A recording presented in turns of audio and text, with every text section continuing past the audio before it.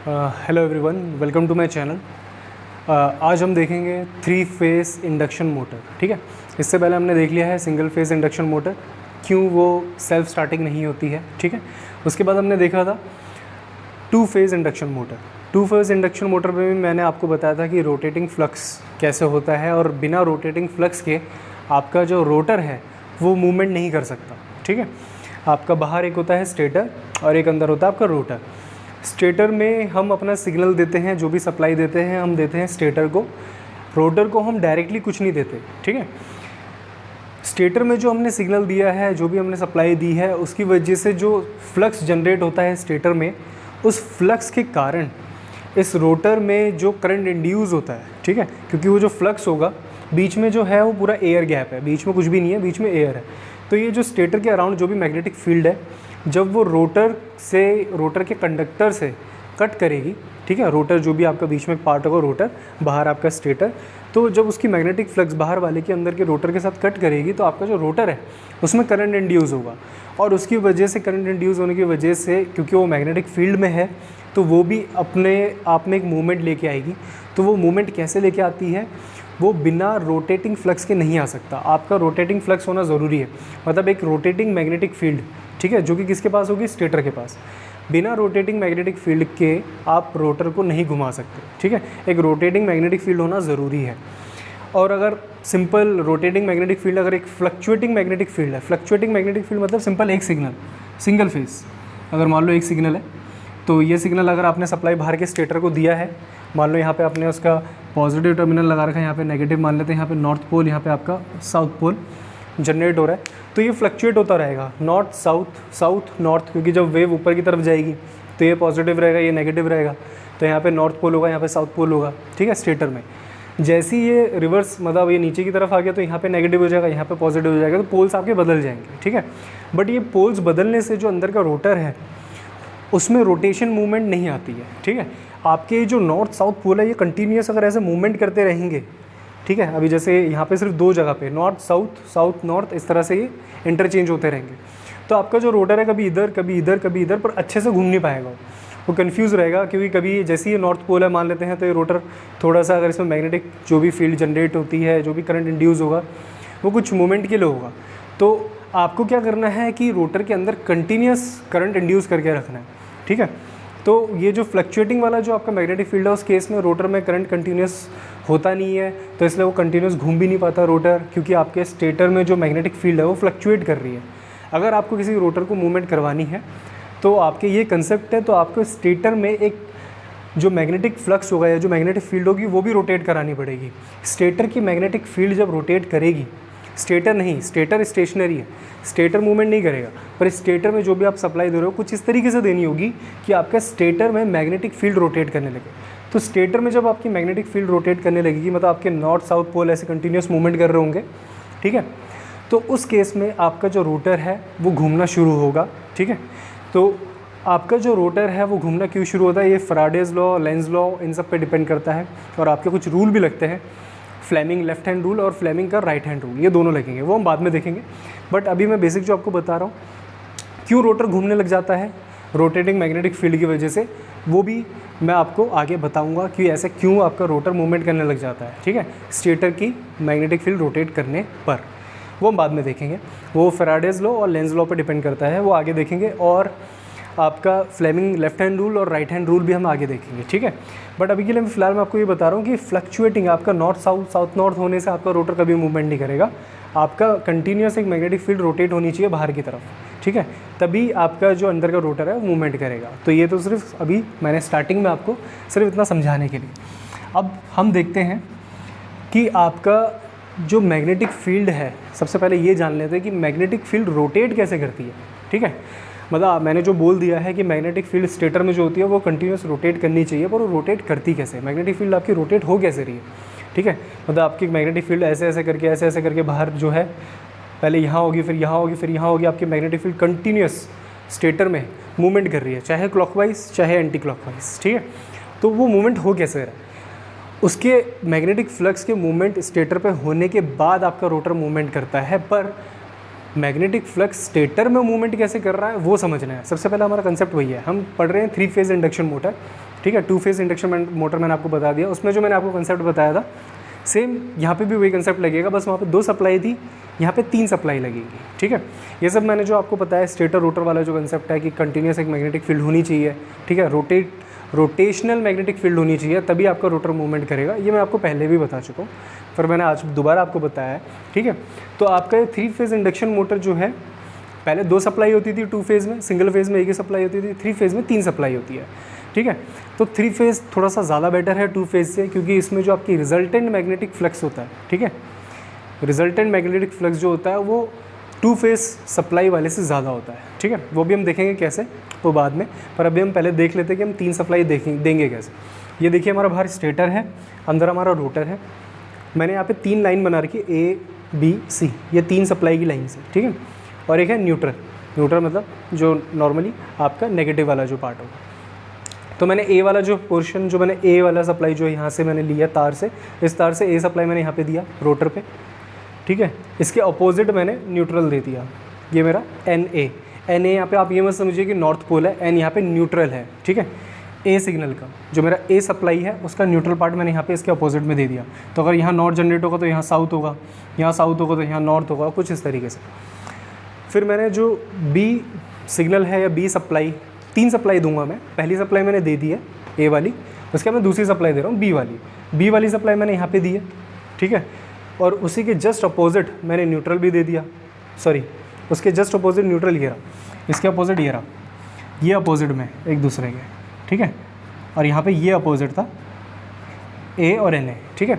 अब यहाँ पे बी और एन बी, मैंने बी के बिल्कुल अपोजिट में मैंने क्या दे दिया है, उसका न्यूट्रल दे दिया है, ठीक है। सेम सी जो मेरा सप्लाई थी, सी सप्लाई भी मैंने दे दी यहाँ पे ये रही, और सी के अपोजिट मैंने उसका न्यूट्रल भी दे दिया एन सी। तो मैंने तीनों सिग्नल आपके यहाँ पे सप्लाई में मैंने दे दिए, ठीक है। अब यहाँ पे मैंने एक गलती करी है कि मैंने सीधा ये सिग्नल किसको दे दिया है, रोटर को दे दिया, जबकि ये सीधा सिग्नल रोटर पे नहीं जाता है। तो इस बात का आप ध्यान रखेंगे। तो आपका ये जो पॉइंट है ये थोड़े से ऊपर की तरफ मुझे बनाने पड़ेंगे, यहाँ पे गलती है, ये आपका ए पॉइंट है, ठीक है। रोटर को हम डायरेक्ट कभी भी सप्लाई या न्यूट्रल नहीं देते, ठीक है, इसलिए इसे इंडक्शन मोटर कहते हैं। इंडक्शन मोटर कहने का मतलब ये है, एक मिनट रुकिए अभी, ठीक है, ये आपका एन बी, और जो बी वाला पार्ट है मैं यहाँ पर रख देता हूँ, ये मेरा बी हो गया, ठीक है। एन ए को मैं बाहर रख देता हूँ, जो एन ए है मेरा वो मेरा आ गया इधर, ये मेरा एन ए हो गया, ठीक है। और ये जो मेरा सी वाला पोर्शन है इसे भी मैं बाहर पे ही रख देता हूँ, सिर्फ समझाने के लिए, ठीक है। ये एन सी हो गया मेरा, अंदर मेरा रोटर जो है वो सिंपली खाली है, और एन सी नहीं सॉरी, ये मेरा सी है, और यहाँ पे मेरा एन सी था इस तरफ, ये मेरा एन सी है, ठीक है। तो मैंने यहाँ पे थोड़े से चेंजेस करे हैं। चेंजेस सिंपली ये है दिखाने के लिए कि सप्लाई दे किसको रहे हैं, ठीक है। बाहर मेरा स्टेटर है, जो बाहर मेरा स्टेटर है, अंदर मेरा रोटर है। तो रोटर को मैं डायरेक्टली कोई सप्लाई नहीं देता हूँ, वरना इसका नाम इंडक्शन मोटर नहीं होगा। इंडक्शन मोटर वो होता है जब मैंने किसी सप्लाई किसी और को दिया, डायरेक्टली मैंने रोटर जो घूमने वाला पार्ट है मैंने उसे डायरेक्टली कुछ भी नहीं दिया, ठीक है। जो स्टेशनरी पार्ट है मैंने उसको दिया है, तो सप्लाई मैंने स्टेशनरी पार्ट को दिया है, बट कुछ करंट इसके अंदर इंड्यूस होगा और इसके में मूवमेंट होनी शुरू हो जाएगी, किसमें, रोटर में, ठीक है। बिना डायरेक्टली उसे आपने कुछ भी नहीं दिया, डायरेक्टली आपने सिर्फ स्टेटर को दिया। तो स्टेटर में मैंने क्या करा, पहले ए सप्लाई दी, ठीक है, ए के अपोजिट मैंने न्यूट्रल दे दिया ए का, फिर मैंने बी सप्लाई दी है, ठीक है, बी सप्लाई मैंने यहाँ पे दे दी है इस पॉइंट पे, और उसके अपोजिट पे मैंने उसका न्यूट्रल दे दिया बी के अपोजिट पे। उसके बाद मैंने सी सप्लाई इधर दी है और उसके अपोजिट पे मैंने उसका न्यूट्रल दे दिया, ठीक है, ऐसे में। तो ये आपका सी के लिए कुछ इस तरीके से समझिए, ठीक है। ए का पॉजिटिव पार्ट इधर, उसका नेगेटिव पार्ट इधर, कुछ इस तरीके से समझिए। बी का पॉजिटिव पार्ट इधर तो उसका नेगेटिव पार्ट इधर, सी का पॉजिटिव पार्ट इधर तो सी का पॉजिटिव पार्ट इधर, और सी का नेगेटिव पार्ट इधर, ठीक है। अब ये ऐसे क्यों रखा है, ये 120 डिग्री फेज शिफ्ट में रखे हुए हैं। हमने क्या करा, ए बी और सी को तीनों को आपस में 120 डिग्री फेज शिफ्ट में रखा हुआ है। तीनों आपस में 120 डिग्री आगे पीछे चल रहे हैं, ठीक है।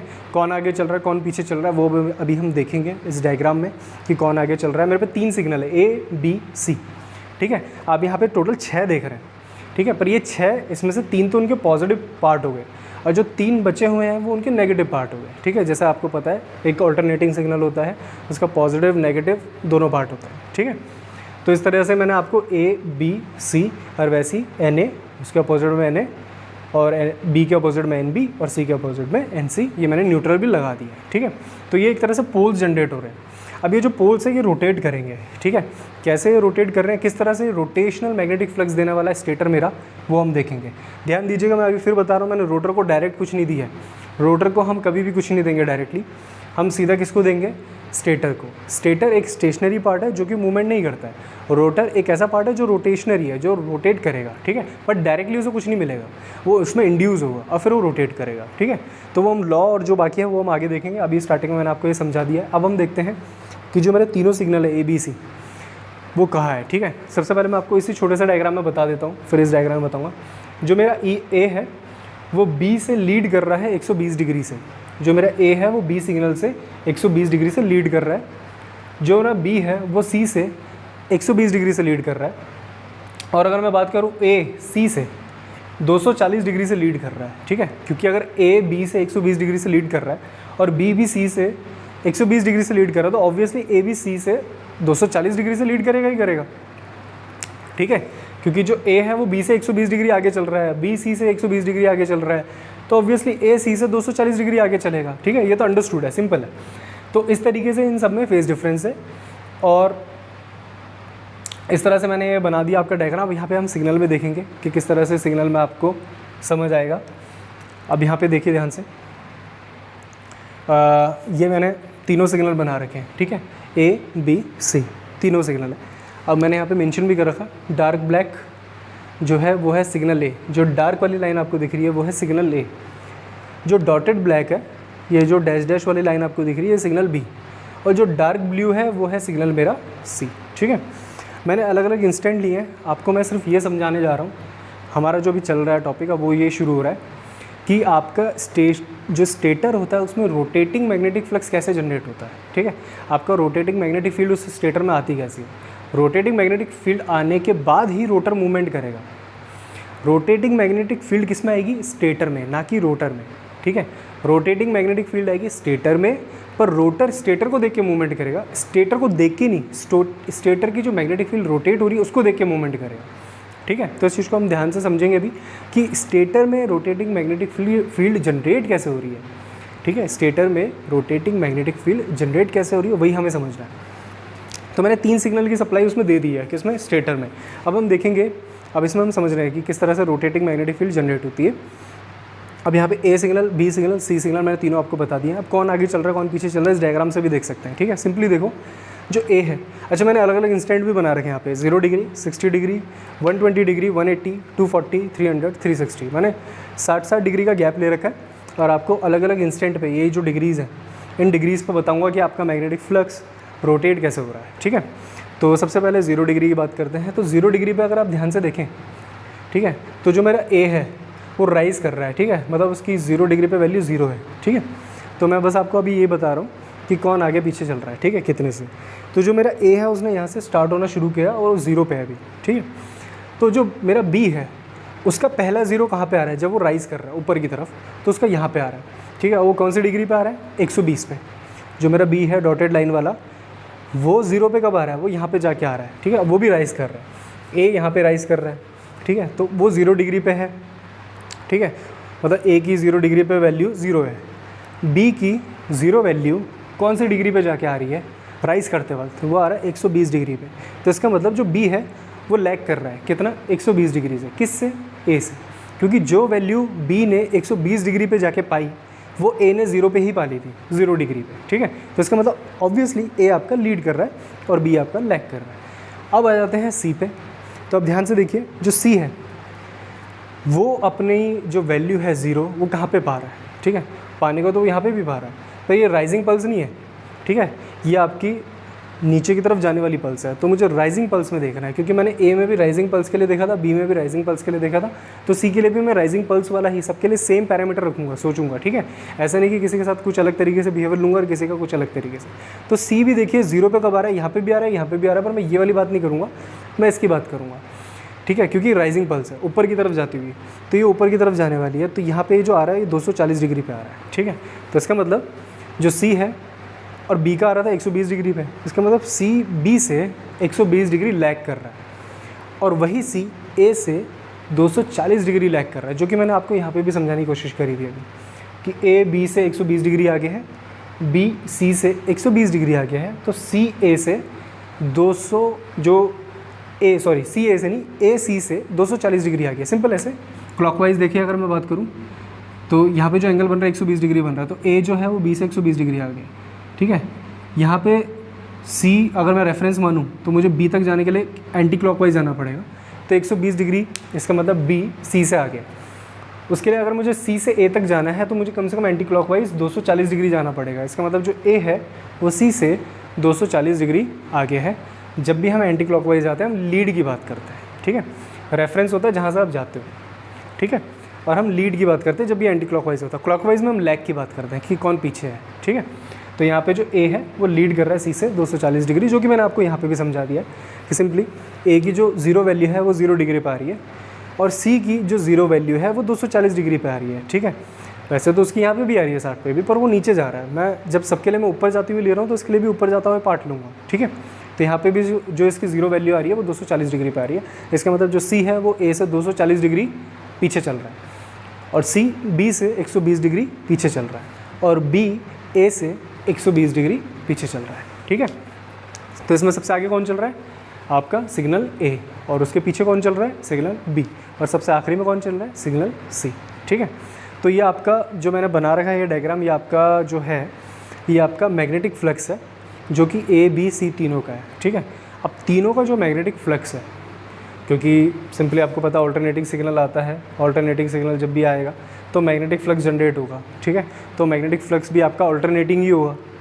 अगर आपका सिग्नल ऑल्टरनेटिंग है स्टेटर पे तो आपके जो पोल्स जनरेट होंगे वो भी ऑल्टरनेटिंग होंगे, तो सिंपली ये भी मैग्नेटिक फ्लक्स भी ऑल्टरनेटिंग होगा, ठीक है। बट ये तीनों अभी सिंगल में ऑल्टरनेटिंग है। अगर मैं तीनों को अलग अलग देखूँ तो ये तीनों ऑल्टरनेटिंग है, पर जब ये तीनों कंबाइंड हो जाएंगे, जब ये कंबाइंड हो जाएंगे तब ये आपको एक रोटेटिंग फ्लक्स देंगे, ठीक है। और रोटेटिंग फ्लक्स कैसा होगा? मतलब वो ऑल्टरनेटिंग नहीं होगा। ऑल्टरनेटिंग मोटर्स के लिए बेकार है, कोई काम का नहीं, पर आपका रोटेटिंग मोटर्स के लिए बहुत सही है। तो आपको रोटेटिंग फ्लक्स होना ज़रूरी है। अगर ये तीनों सिग्नल में अलग अलग इसमें देता तो ये कभी रोटर को मूवमेंट दे ही नहीं पाते, क्योंकि ये ऑल्टरनेटिंग होते हैं, ठीक है। पर इन तीनों को साथ में देने का फ़ायदा ये है कि ये आपको रोटेटिंग फ्लक्स निकाल के देंगे, और वो रोटेटिंग फ्लक्स कैसे जनरेट हो रहा है वही अब हम देखेंगे, ठीक है। तो सबसे पहले यहाँ पे देखते हैं, मैं आपको कुछ यहाँ पे क्लियर कर देता हूँ। जैसे जो ए है मैंने ले लिया ए इस डायरेक्शन में, ठीक है, कि ए अगर पॉजिटिव वैल्यू रखेगा तो ए की पॉजिटिव वैल्यू इस डायरेक्शन में, तो ए की नेगेटिव वैल्यूज़ इस डायरेक्शन में होंगी, उसके अपोजिट, ठीक है। ए की जब नेगेटिव वैल्यूज़ होंगी वो उस डायरेक्शन में होगी। अब मैं इसी फेजर डायग्राम में बताना चाह रहा हूँ आपको। सेम बी की जो पॉजिटिव वैल्यूज़ है वो ऊपर की तरफ है, तो बी की जो नेगेटिव वैल्यूज़ होंगी वो नीचे की तरफ होगी, इस तरफ, ठीक है। ये समझ लो ये माइनस ए है, ये समझ लो माइनस बी है, ठीक है। क्योंकि एक्चुअली फेजर डायग्राम में हम आपका जो साइन है वो डायरेक्शन से दिखाते हैं, ठीक है। साइन को हम डायरेक्शन से दिखाते हैं, माइनस नहीं लगाते। तो मैं यहाँ पे माइनस नहीं लगाता, सिंपली बताने के लिए कि आपका पॉजिटिव वे डायरेक्शन अगर इस डायरेक्शन में है तो आपका नेगेटिव वे डायरेक्शन उस डायरेक्शन में होगा। अगर पॉजिटिव बी उस डायरेक्शन में है तो माइनस बी इस तरफ होगा। अगर पॉजिटिव सी इस तरफ है तो आपका नेगेटिव सी इस तरफ होगा, ठीक है। तो इस तरीके से, तो इस चीज़ को आप ध्यान से समझिएगा। पॉजिटिव ए इस तरफ, नेगेटिव ए उस तरफ। पॉजिटिव बी अगर उस तरफ है तो नेगेटिव बी इस तरफ आएगा। पॉजिटिव सी अगर इस तरफ है तो नेगेटिव सी इस तरफ आएगा, ठीक है। अब हम ध्यान से देखते हैं कि यहाँ पे इस डायग्राम में किस तरह से आपका फ्लक्स रोटेट हो रहा है।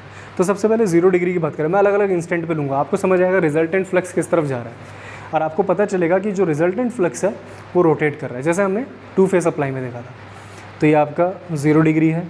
तो 0 डिग्री में अगर आप ध्यान से देखें तो ए की जो वैल्यू है वो 0 है, ठीक है। मतलब ए का जो फ्लक्स है वो कितना है? 0। तो ए का फ्लक्स तो कुछ है ही नहीं, तो ये तो बिल्कुल एकदम सेंटर पे रहेगा, क्योंकि ए का फ्लक्स तो 0 है, तो ना तो वो नेगेटिव है ना वो पॉजिटिव की तरफ है, तो बिल्कुल सेंटर पे रहेगा, ठीक है। जो बी का फ्लक्स है अगर इस पॉइंट पे बात करूँ तो बी वाला मेरा ये रहा डॉटेड वाली लाइन, तो वो नेगेटिव में है, ठीक है।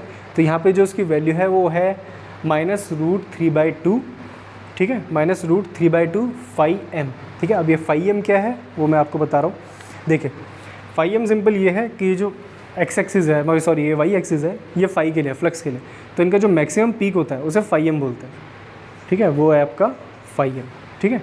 तो आपकी जो यहाँ पे वैल्यू है, ठीक है, ट्रिग्नोमेट्रिक तरीके से जो यहाँ पे इसकी जो वैल्यू है वो है, क्योंकि ये बन रहा है आपका कुछ इस तरह से एंगल बन रहा है कि यहाँ पे जब एंगल पुट कर रहे हैं 0 डिग्री पे, तो जो बी की वैल्यू बन रही है वो बन रही है -√3/2 फाई एम, ठीक है, कि वो फाई एम मतलब जो मैक्सिमम है उसके -√3/2 वैल्यू है, ठीक है। तो यहाँ पे जो वैल्यू है -√3/2 फाई एम। अगर इसी पॉइंट पे मैं सी की बात करूँ तो सी ऊपर है पॉजिटिव साइड में, तो वो आपका है √3/2 फाई एम, ठीक है, तो वो आपका है √3/2 फाई एम, और नीचे वाला आपका है -√3/2 फाई एम, और ए की वैल्यू इस पॉइंट पे 0 डिग्री पे है 0, ए 0 है, सी पॉजिटिव में है ऊपर की तरफ, ठीक है, और जो आपका बी है वो नीचे नेगेटिव की तरफ है, ठीक है। आपका मैं ये बता दूं फाई एम थोड़ा ऊपर है, ये मैं आपको बता देता हूँ, फाई एम थोड़ा ऊपर है, ठीक है। आपका जो ये जो मैक्सिमम पीक गया है इससे थोड़ा नीचे ये ब्लू वाली लाइन है, मतलब ये थोड़ा नीचे होगा, तो यहाँ पे √3/2 फाई एम है। सेम यहाँ पे -फाई एम थोड़ा नीचे की तरफ है, ये थोड़ा उससे ऊपर है, ठीक है। तो यहाँ पे जो वैल्यू आएगी आपकी वो -√3/2 फाई एम के करीब आएगी। तो आपका यहाँ पे नेगेटिव वैल्यू है, यहाँ पे आपकी ये जो फाई एम ऊपर है, ठीक है। इसमें आप ध्यान देना, ये आपको कन्फ्यूज़ ना हो, कन्फ्यूजन बिल्कुल ना होना इसमें, ठीक है। ये आपका जो मैंने ऊपर लाइन दे रखी है ये है फाई एम, और ये जो इधर है इसके नीचे जस्ट ये है मेरा √3/2 फाई एम, एक तरह से समझिए। सेम ऐसे ही ये जो बिल्कुल नीचे मैंने लाइन दे रखी है -5 है, और जिसके जस्ट ऊपर ये जो डॉटेड लाइन स्टार्ट हुई है ये आपका है -√3/2 फाई एम, ठीक है। अगर आपको यहाँ पे नहीं भी दिख रहा हो तो मैंने क्लियरली ये बोला है कि इसका जो पीक जा रहा है वो फाई एम तक जा रहा है, जितने भी सिग्नल जा रहे हैं, और उसके जस्ट ये नीचे जो ये वाला पार्ट है, ठीक है, आपको डायग्राम में भले ही सही ना दिख रहा हो, ये थोड़ा ऊपर तक जाएगा इसका जो पीक है, ठीक है, ये भी थोड़ा नीचे तक जाएगा, पर ये जो पॉइंट है जहाँ से स्टार्ट हुए आपके सिग्नल बी और सिग्नल सी, ये थोड़ा सा नीचे है पीक से, तो ये √3/2 फाई एम है, और ये वाला -√3/2 फाई एम, ठीक है। अब इस पॉइंट पे 0 डिग्री की मैं बात कर रहा हूँ, तो ए तो 0 है, ठीक है, ए तो 0 है, अब इसे ध्यान से समझना, ए मेरा 0 पे है, ठीक है, पर जो मेरा सी है वो पॉजिटिव है, तो सी पॉजिटिव है, तो सी आपको पता है पॉजिटिव किधर की तरफ है, इधर की तरफ, तो सी अगर मेरा पॉजिटिव है तो मैंने सी ले लिया इस तरफ, ये मेरा पॉजिटिव की तरफ सी आ गया, और जो मेरा बी है वो नेगेटिव की तरफ है, ठीक है, बी की वैल्यू 0 डिग्री पे नेगेटिव है, तो बी नेगेटिव है, तो बी का पॉजिटिव अगर उधर की तरफ जा रहा है तो बी का नेगेटिव आपको पता है इधर आएगा, तो बी का नेगेटिव आएगा इधर की तरफ, ठीक है। तो ये मेरा बी है, ये मेरा सी है, तो मेरा जो रिजल्टेंट है वो बनेगा इन दोनों के बीच में, तो ये मेरा बनेगा फाई आर। अब इस रिजल्टेंट की वैल्यू कितनी आएगी वो हम बाद में देखेंगे कि इसके रिजल्टेंट की वैल्यू निकालते कैसे हैं, ठीक है। पर अभी आप ये ध्यान दीजिए कि फाई आर मतलब जो डायरेक्शन है रिजल्टेंट की वो इन दोनों के बीच में होगी, बी इधर है सी इधर है, क्योंकि सी पॉजिटिव था तो मैंने उसे इस तरफ बनाया, क्योंकि वो सी पॉजिटिव उस तरफ ही था तो उसी डायरेक्शन की तरफ मैंने बनाया। और जो मेरा बी है, बी क्योंकि एक्चुअल में नेगेटिव है, बी यहाँ पे ऊपर की तरफ था इस तरफ, तो बी नेगेटिव इधर की तरफ है, तो मैंने बी नेगेटिव उधर की तरफ ही बनाया। अब इन दोनों का रिजल्टेंट कहेगा इन दोनों के बीच में, ठीक है। तो ये मैंने पॉइंट 0 डिग्री पे ये देख लिया कि आपका रिजल्टेंट फेस किस तरफ आ रहा है, ठीक है। अब अगले आले में देखते हैं, अगला मेरा 60 है, ठीक है। तो 60 में अगर मैं देखूँ, अगर यहाँ पे डायग्राम में जगह थोड़ी कम भी बने तो मैं ऊपर की तरफ बना दूंगा थोड़ा, तो 60 डिग्री में देखें तो 60 डिग्री में जो मेरा ए है, अगर आप ध्यान से देखेंगे तो 60 डिग्री में, क्योंकि आपको साइनसोइडल दिख रहा है, साइन 60 डिग्री आपको पता है कितना होता है, √3/2, ठीक है। तो √3/2 फाई एम, तो यहाँ पे साइन 60 डिग्री जो होता है √3/2, क्योंकि इसकी मैक्सिमम वैल्यू फाई एम है, तो 60 डिग्री पे जो होगा ये होगा √3/2 फाई एम के पास। तो √3/2 फाई एम जो मेरा है वो ए के लिए है, तो ए मेरा पॉजिटिव है, क्योंकि आप देख सकते हैं कि 60 डिग्री में ए पॉजिटिव की तरफ है, तो ये ए पॉजिटिव है, ए पॉजिटिव है तो मतलब मेरा जो आएगा वो इधर की तरफ आएगा, ए इस तरफ रहेगा इस तरफ, ठीक है, क्योंकि आपको पता है ए इस तरफ है। उसके बाद इसी पॉइंट पे जो मेरा सी है 60 डिग्री पे वो 0 है, तो सी के लिए तो बिल्कुल बीचों बीच, क्योंकि ना तो वो पॉजिटिव है ना वो नेगेटिव है, तो सी बीचों बीच, ठीक है, बिल्कुल पॉइंट पे। उसके बाद जो आपका बी है, बी अगर आप ध्यान से देखेंगे वो नेगेटिव की तरफ है, तो बी आपका नेगेटिव की तरफ है, तो बी आपका नेगेटिव की तरफ हुआ, तो आपका जो बी है अगर उधर आप ध्यान से देखेंगे तो बी मेरा नेगेटिव इधर की तरफ है, तो बी मेरा इधर की तरफ है, तो आपको पता है इसका रिजल्टेंट इस तरफ आएगा फाई आर, ठीक है, ये मेरा बी था। अब ध्यान से देखिए इधर भले डायग्राम में जगह आपको थोड़ी कम दिख रही हो, ए उस तरफ है, बी इस तरफ है, जैसे वो पहले भी था, जगह कम थी इसलिए मैंने बी को थोड़ा इधर बनाया, रिजल्टेंट उन दोनों के बीच में, ठीक है। इस डायग्राम को थोड़ा और क्लियर बना सकते हैं, पर यहाँ पे आप समझ सकते हैं ईजिली। अगर यहाँ पे देखो, अभी यहीं पे समझा देता हूँ, जो 60 डिग्री वाला पॉइंट हो मैं इधर दिखा देता हूँ। तो आपका 60 डिग्री वाला पॉइंट क्या है, बी मेरा नेगेटिव की तरफ है, तो बी नेगेटिव, आपको पता है बी पॉजिटिव ऊपर है तो नेगेटिव होगा नीचे की तरफ, तो ये मेरा बन गया बी। और जो मेरा ए है वो पॉजिटिव है, तो ए तो बिल्कुल इधर ही आएगा, या ए, तो मेरा जो रिजल्टेंट है वो इन दोनों के बीच में आएगा, ये मेरा बना फाई आर, ठीक है। ये मेरा ए है इधर, ये मेरा बी है, तो बीच में जो रिजल्टेंट आएगा उस तरफ आएगा। तो अगर आप ध्यान से देखो, पहले फाई आर मेरा नीचे की तरफ था 0 डिग्री वाले केस में, जैसे ही मैं अगले 60 डिग्री वाले केस में किया तो मेरा फाई आर थोड़ा सा बदल गया, तो फाई आर थोड़ा रोटेट हो गया, पहले इधर था अब फाई आर इधर की तरफ चला गया थोड़ा सा और, ठीक है, क्लॉकवाइज हो गया। अब मैं आता हूँ 120 डिग्री वाले केस में, तो 120 वाले डिग्री में केस में अगर हम देखें तो 120 डिग्री में जो मेरा बी है, अगर आप ध्यान से देखो तो बी मेरा 0 है, तो बी तो मेरा 0 हो गया, चलो ठीक है। बी 0 डिग्री पे, मतलब बी 0 डिग्री पे 0 वैल्यू रख रहा है। और जो मेरा ए है, क्योंकि वो 120 डिग्री है तो वो आपका वो भी √3/2 फाई एम ही होगा, ठीक है। तो ए जो है पर वो पॉजिटिव में है, तो पॉजिटिव में तो ए को मैं इधर ही बनाऊँगा, ये मेरा बना ए, ठीक है।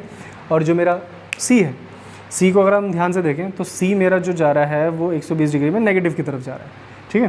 तो अगर वो नेगेटिव की तरफ जा रहा है तो वो -√3/2 फाई एम होगा, ठीक है। एक चीज़ ध्यान रखिए, डायग्राम भले कैसे भी दिख रहा हो, आपको एक चीज़ बता दूं कि जो भी पॉजिटिव वैल्यूज़ होंगी, क्योंकि यहाँ पे 60 डिग्री का फ़र्क आ रहा है, ठीक है, तो इनकी जो वैल्यूज़ होने वाली है पॉजिटिव साइड में रहेंगी √3/2 फाई एम, और नेगेटिव साइड में जो भी होगा वो रहेगा -√3/2 फाई एम, और जो बिल्कुल 0 पे होगा उसकी वैल्यू तो 0 ही होगी, ठीक है।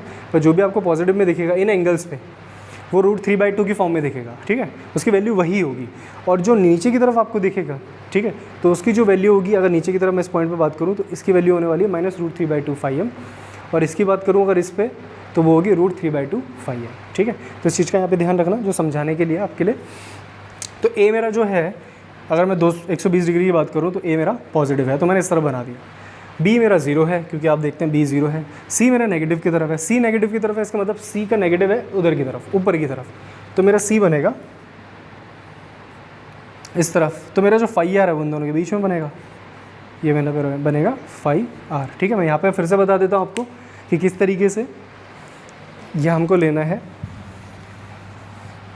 ये देखिए सिंपल है, इसी वाले केस में आ जाता हूँ।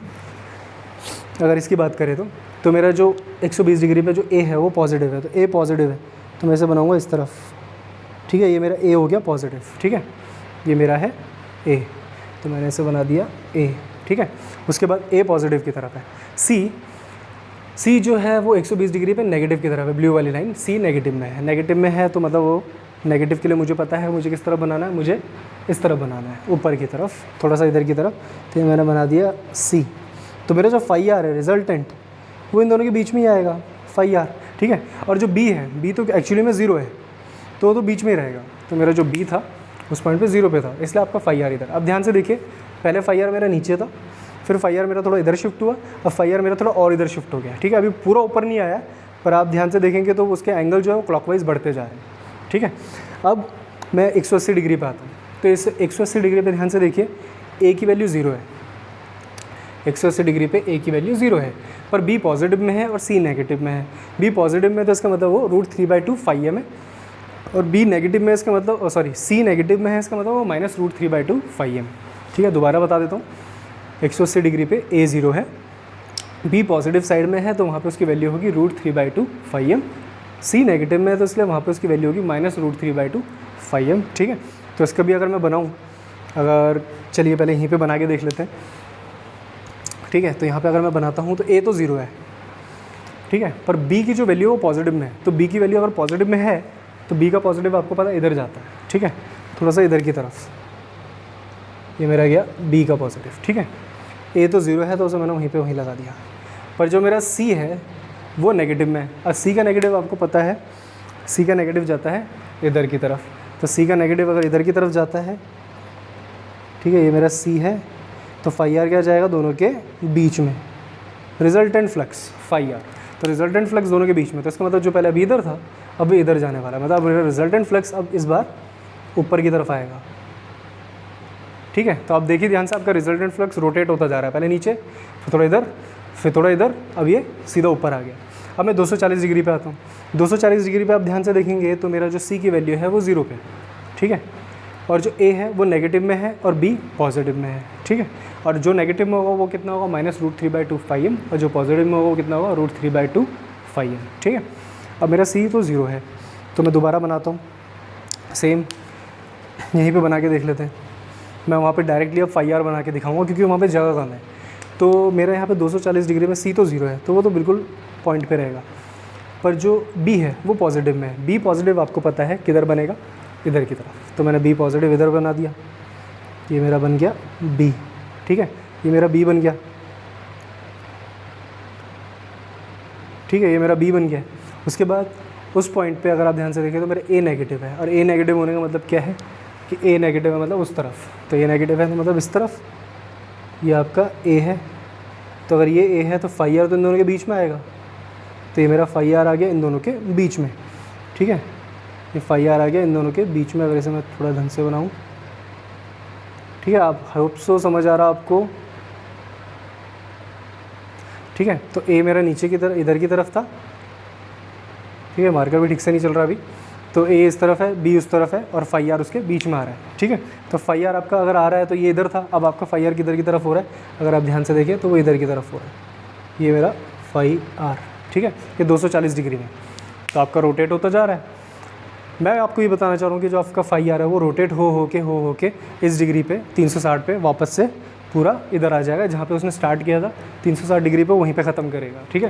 तो इस तरह से आपका कंफर्म हो जाएगा कि आपका जो ओवरऑल फ्लक्स है, रिजल्टेंट फ्लक्स है, वो रोटेट कर रहा है, ठीक है। अब मैं आता हूँ 300 डिग्री पे। हाँ, तो मैंने अभी तक आपको 240 डिग्री तक बता दिया है, ठीक है।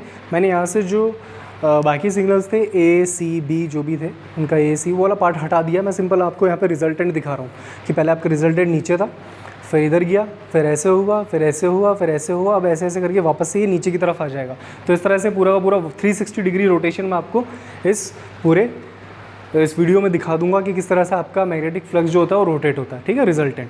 तो ये रिजल्टेंट आपका नीचे था, फिर इधर गया, फिर इधर गया, फिर इधर गया, फिर इधर गया। अब 300 डिग्री से उसके देखते हैं कि 300 डिग्री में क्या होता है। 300 डिग्री में अगर आप ध्यान से देखें तो मेरा जो सी है वो पॉजिटिव में है, और जो मेरा बी है वो 0 पे है, और जो मेरा ए है वो नेगेटिव की तरफ है। मतलब वो सी जो है वो √3/2 φm पे है, जो ए है वो मेरा -√3/2 φm पे है, और जो बी है वो 0 पे है, ठीक है। तो इसका क्या रिजल्टेंट बनेगा, किस डायरेक्शन में बनेगा वो देखते हैं। तो सिंपली यहाँ पे देखते हैं, जो मैंने वहाँ पे बना रखा है आपको दिख भी रहा होगा। तो मेरा जो सी है वो पॉजिटिव में, सी पॉजिटिव में मतलब कि मेरा वो कुछ इस डायरेक्शन में आएगा सी, ठीक है, सी इस डायरेक्शन में आ गया। और जो मेरा ए है वो नेगेटिव में, ए नेगेटिव में है तो उसका मतलब नेगेटिव उस तरफ जाएगा, जो मैंने ब्लू लाइन पे बता रखा है। जो ब्लैक लाइन थे वो पॉजिटिव है, जो ब्लू लाइन है वो नेगेटिव वाली डायरेक्शन है। तो ए नेगेटिव में, तो ए नेगेटिव में इसका मतलब तो ए कहीं ना कहीं यहाँ जाएगा, ठीक है। करिए उसको, वेट अ सेकेंड,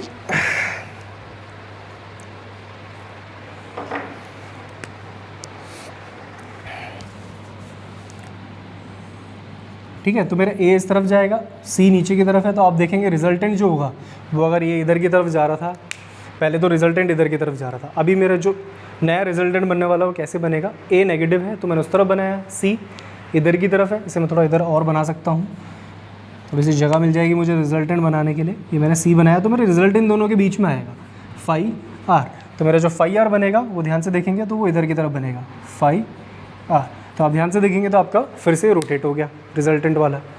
उसके बाद मैं 360 डिग्री पे बात करता हूँ। 360 डिग्री पे अगर आप देखें तो ए 0 है, सी पॉजिटिव में है, बी नेगेटिव में है, ठीक है। तो मेरा अगर सी पॉजिटिव में है तो मैं वापस इसे रब करता हूँ, यहीं पे बना देते हैं, ठीक है। तो मेरा अभी जो सी है वो पॉजिटिव में है, सी पॉजिटिव में, इसका मतलब ये तो इधर ही है, ठीक है। और ए मेरा 0 पे है तो ये तो 0 पे ही रहेगा। और जो बी है वो नेगेटिव में, बी नेगेटिव मतलब बी आपका नेगेटिव, आप ध्यान से देखेंगे तो इधर की तरफ है, तो बी नेगेटिव इधर की तरफ है, तो आपका रिजल्टेंट इधर आएगा, ठीक है। तो इस तरह से आपका यहाँ पे जो रिजल्टेंट आने वाला है वो नीचे की तरफ आएगा φr, ठीक है। तो आपका फाई आर जो रिजल्टेंट आ रहा है वो आ रहा है नीचे की तरफ। तो आप ध्यान से देखेंगे तो आपका पूरा रिजल्टेंट जो फ्लक्स है वो पूरा रोटेट होता गया और वो एट द एंड नीचे की तरफ आ गया, ठीक है। तो इस तरह से 360 डिग्री मूवमेंट हो गया आपका रिजल्टेंट फ्लक्स का। तो मैं आपको यही समझाना चाह रहा था, यहाँ पे मेरा जो मेन कंसेप्ट था 3 फेज़ इंडक्शन मोटर में समझाने का वो यही था कि स्टेटर के अराउंड जो मैग्नेटिक फ्लक्स रोटेट होता है वो सही में रोटेट होता भी है कि नहीं होता है, ठीक है। तो अगर आपके पास 3 सिग्नल आप स्टेटर को दे दो, ठीक है, और 120 डिग्री अपार्ट आपने उन्हें रखा है, ठीक है, कि 120 डिग्री में आगे पीछे चल रहे हैं, तो आपका जो रिजल्टेंट फ्लक्स बनता है उन तीनों सिग्नल से वो रोटेटिंग फ्लक्स होता है। और इसी रोटेटिंग फ्लक्स की वजह से आपका जो रोटर है, जो अंदर स्टेटर के अंदर होता है रोटर, ठीक है, उसका कोई डायरेक्ट कनेक्शन नहीं होता किसी सिग्नल से, ना स्टेटर से, ठीक है, कोई डायरेक्टली किसी से कनेक्टेड नहीं होता, बीच में हवा होती है, बाहर स्टेटर, बीच में रोटर और उन दोनों के बीच में हवा, ठीक है। पर फिर भी वो रोटर घूमने लग जाता है जैसे ही वो देखता है कि उसके स्टेटर के बाहर, मतलब स्टेटर में रोटेटिंग मैग्नेटिक फ्लक्स आता है तो अंदर का रोटर घूमने लग जाता है, ठीक है। वो क्यों घूमने लग जाता है वो मैंने बोला था, आगे बताऊंगा कि किस तरह से घूमने लग जाता है। बट उससे पहले ये समझना ज़रूरी था कि आपकी जो मैग्नेटिक फील्ड है वो रोटेट कैसे करती है 3 फेज़ इंडक्शन मोटर में। 2 फेज़ इंडक्शन मोटर में हम देख चुके हैं, ये 3 फेज़ इंडक्शन मोटर का था, ठीक है। तो इस तरह से आपके रोटेट करेगा। फ़र्क क्या है दोनों में? 3 फेज़ इंडक्शन मोटर में जो रोटर होता है आपका, रोटर घूमने वाला पार्ट, वो ज़्यादा स्पीड में मूव करता है, क्योंकि इसमें जो रिजल्टेंट फ्लक्स आपका फाई आर जो आता है वे 2 फेज़ इंडक्शन मोटर के मुकाबले ज़्यादा आता है, ठीक है, उससे ज़्यादा आता है अगर मैं कंपेयर करूँ उससे, तो ठीक है। तो जितना ज़्यादा आपका फ्लक्स आएगा, रोटेटिंग फ्लक्स का रिजल्टेंट, उतना ज़्यादा इस रोटर के अंदर करंट इंड्यूस होगा, ठीक है। बाहर जितना ज़्यादा फ्लक्स दोगे रोटेटिंग वाला, उसका मतलब उसकी मात्रा, उसका मैग्नीट्यूड, तो आपके अंदर जो रोटर होगा उसके अंदर ज़्यादा करंट इंड्यूस होगा। ज़्यादा करंट इंड्यूस होगा तो वो ज़्यादा स्पीड से घूमेगा। कौन? रोटर। कैसे घूमता है? Fleming left hand rule, right hand rule और आपका लॉ जो लगते हैं, फैराडेज लॉ और आपके लेंज लॉ, वो हम आगे देखेंगे। बट सबसे पहले आपको ये बताना ज़रूरी था कि आपका फ्लक्स किस तरीके से रोटेट करता है, ठीक है। और आपको ये भी बता देता हूँ कि इसका जो रिजल्टेंट फ्लक्स की जो वैल्यू आती है वो आती है, फाई आर की जो वैल्यू आती है वो आती है आपकी फाई आर। अगर आपको यहाँ पे शायद मे भी नहीं दिखे तो मैं इसे ऊपर ही लिख देता हूँ, कहीं पे, ये यहाँ पे लिख देता हूँ। आपका जो फाई आर आता है रिजल्टेंट, उसकी वैल्यू जो आती है वो आती है 1.5 फाई एम, ठीक है, 1.5 फाई एम, मतलब 1.5 गुना आती है। इनके जो मैक्सिमम फाइज थे, मतलब इनका जो मैक्सिमम पीक दिया था फाई का, ये थोड़ा ऊपर बनाना था मुझे, तो ये उससे 1.5 गुना ज़्यादा आती है। जो 2 फेज़ सप्लाई देखी थी हमने 2 फेज़ इंडक्शन मोटर में, उसमें जो रिजल्टेंट फाई आर आता था वो फाई एम के बराबर ही आता था, ठीक है। पर इसमें जो फाई आर आ रहा है वो 1.5 गुना, ठीक है, मतलब कि 0.5 ज़्यादा और आ रहा है। तो ये फ़ायदा होता है आपका 3 फेज़ इंडक्शन मोटर में कि आपका रिजल्टेंट फ्लक्स काफ़ी ज़्यादा आता है, ठीक है। और ये फाई आर की वैल्यू 1.5 फाई एम कैसे निकालते हैं, इसका भी एक तरीका होता है, ठीक है। अगर हमें मौका मिलेगा तो हम वो भी देखेंगे किस तरीके से 1.5 फाई एम, सिंपल सी मैथमेटिकल कैलकुलेशन है। जो भी मैं आपको ये 2 रिजल्टेंट बनाता हूँ, इसके 2 तरफ जो आपके एरोज़ होते हैं, जो फेजेस होते हैं, सिग्नल ए बी के या सी ए के, जो भी होता है, हर केस में आपने देखा होगा कि कोई ना कोई ज़ीरो भी हो रहा है, ठीक है। तो जो ज़ीरो नहीं हो रहा है उन दोनों की वजह से ही रिजल्टेंट आ रहा है। तो उन दोनों के बीच में और फेज़र के बीच में एक कैलकुलेशन होती है, तो उस कैलकुलेशन के बाद आपका ये निकल के आता है फाई आर 1.5 फाई एम, ठीक है। चलिए हम उसे नहीं देखेंगे कि वो निकलता कैसे। इनकेस अगर आपको इसमें फिर भी डाउट आता है कि ये निकलता कैसे, तो आप मुझे उसमें मैसेज कर सकते हैं। मेरे जो आईडी है noelectronics9205@gmail.com, उस पर भी मेल कर सकते हैं। साथ ही साथ अगर आपको कमेंट बॉक्स पे भी, अगर आप यूट्यूब चैनल पे जो मेरी वीडियो देखेंगे उसमें कमेंट बॉक्स में भी आप मुझको मैसेज कर सकते हैं कि आपको वो भी जानना है, ठीक है। तो मैं उससे रिलेटेड भी क्वेरी आपकी सॉल्व कर दूंगा। इसके बाद हम देखेंगे कि कैसे ये रोटर मूवमेंट करता है। स्टेटर में जो रोटेटिंग मैग्नेटिक फ्लक्स आता है उसकी वजह से ये रोटर मूवमेंट करेगा कैसे, ठीक है, क्यों करता है, ठीक है, वो सब हम आगे देखेंगे। तो अभी फ़िलहाल के लिए मैग्नेटिक फील्ड रोटेट कैसे हो रही है वो हमने देख लिया। बाकी वाला पार्ट हम नेक्स्ट वाली वीडियो में देखेंगे कि आपका रोटर मूवमेंट करता कैसे है, ठीक है। That's it, thank you so much.